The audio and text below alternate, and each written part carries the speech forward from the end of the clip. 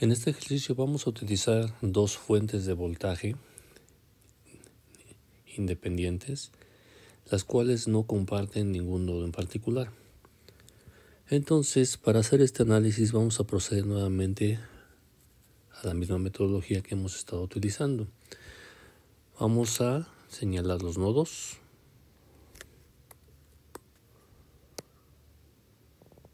Aquí tengo un nodo. Aquí tengo un segundo nodo. Un tercer nodo. Un cuarto nodo.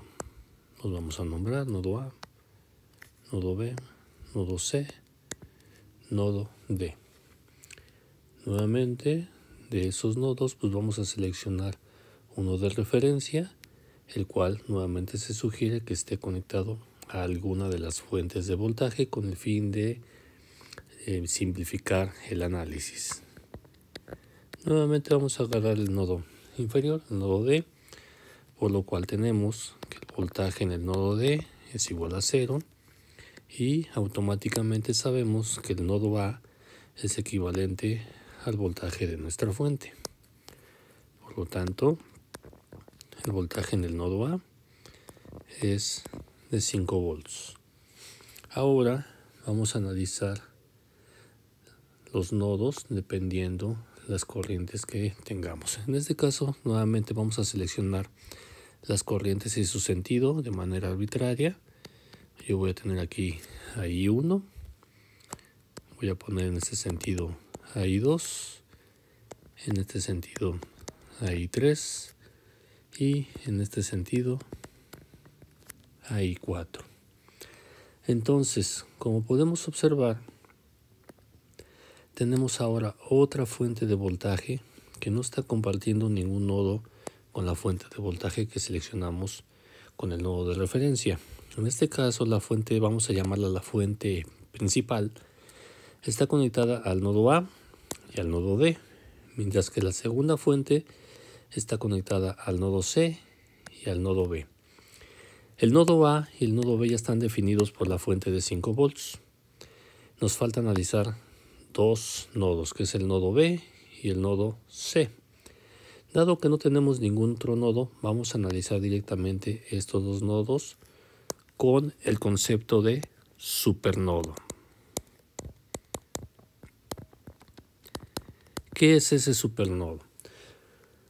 El supernodo va a ser para nosotros la unión de dos nodos considerando la fuente de voltaje interna dentro de ese nodo. Es decir, voy a tomar en cuenta todo este supernodo que va a considerar la unión del nodo B y del nodo C y voy a analizarlo como si fuera un solo nodo.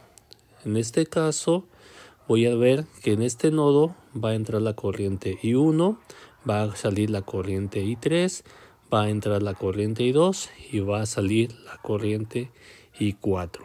Entonces, analizando ese supernodo, tengo la corriente I1 que entra, más la corriente I2 que también entra, más la corriente I3 que en este caso sale, por lo tanto la voy a poner con un signo negativo. Y la corriente I4 que también sale, también la vamos a poner con un signo negativo. Y esto es igual con 0. Entonces, recalcando, en este supernodo que tenemos aquí, está entrando la corriente I1, está entrando la corriente I2, sale la corriente I3 y sale la corriente I4. Son todos los valores que tenemos que analizar. Ahora, en el caso de I1, I1 va del nodo A al nodo B, por lo tanto tenemos voltaje en A menos voltaje en B entre el valor del resistor, que es de 20 ohms, más I2, que va del nodo A al nodo C. Entonces tenemos BA menos BC entre 50 ohms, menos I3, que va del nodo C al nodo D. Entonces tengo BC menos BD entre 100 ohms menos I4 que va del nodo B menos el nodo D entre 200 ohms. Y esto es igual con 0. Entonces, simplificando esta ecuación, vamos a multiplicar todo por 200 y simplificamos los valores de cada uno de los términos semejantes y me va a quedar un valor igual a 11 voltaje en B más 6 voltaje en C, y esto va a ser igual a 70. Y esta es mi primera ecuación. Ahora, para el caso, en este caso tenemos una ecuación con dos incógnitas y ya analizamos los dos nodos que nos faltaban, es decir, el nodo B y el nodo C.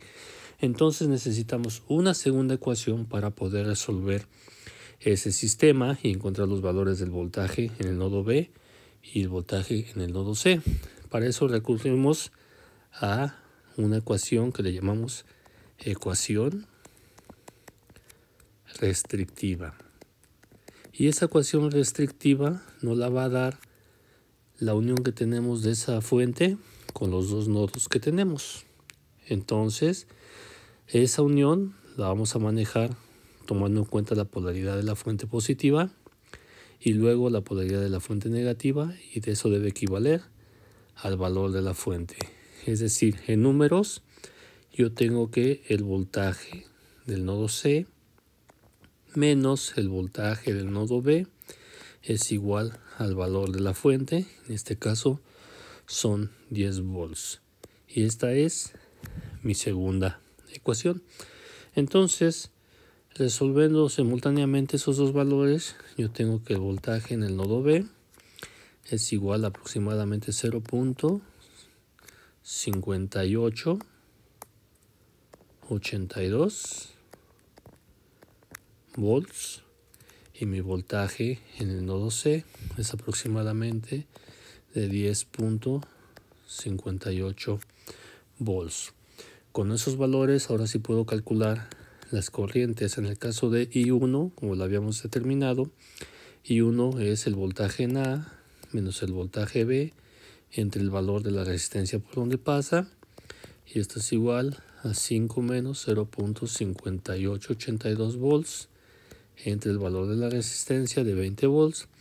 Esto nos da un valor aproximado de 0.2205 amperes.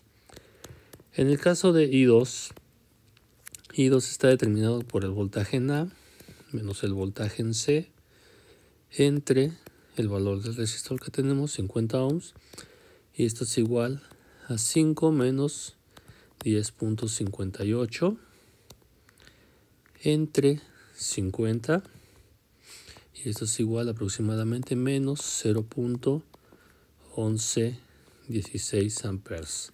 En este caso podemos observar que la fuente o que la corriente que está pasando por el resistor de 50 ohms nos dio negativo. Eso quiere decir que el sentido de la corriente no debería haber sido este, sino lo debimos haber tomado en este sentido. Eso es lo que nos indica el signo negativo. Para el caso de la corriente I3, yo tengo que es el voltaje en C entre 100 ohms. Aquí ya no estoy considerando el voltaje en D porque sabemos que el voltaje en D vale 0. Es decir, BC menos BD entre 100 ohms, pero BD 0. Entonces lo simplificamos como BC entre 100. Y esto nos da un valor aproximado de 0.105 amperes. Finalmente, para I4 tenemos una situación similar. Yo tengo que es el voltaje de B en B entre el voltaje del resistor, el valor del resistor de 200 ohms, y esto es igual a 0.5882 entre 200 ohms, y nos da un valor aproximado de 0.002941 amperes. Entonces, en resumidas cuentas, si yo tengo una fuente de voltaje que no comparte ningún nodo con el nodo de referencia de la fuente de voltaje que estoy empleando. Entonces aplicamos el concepto de supernodo, donde vamos a tomar los dos nodos que conforman a esa fuente como un nodo sencillo. Analizamos las corrientes que entran y salen de ese nodo. En este caso son 4 corrientes. Y luego aplicamos la ecuación restrictiva. Y esa ecuación restrictiva no es otra cosa más que la diferencia de potencial de esos dos nodos, la cual va a ser igual al voltaje de la fuente en cuestión.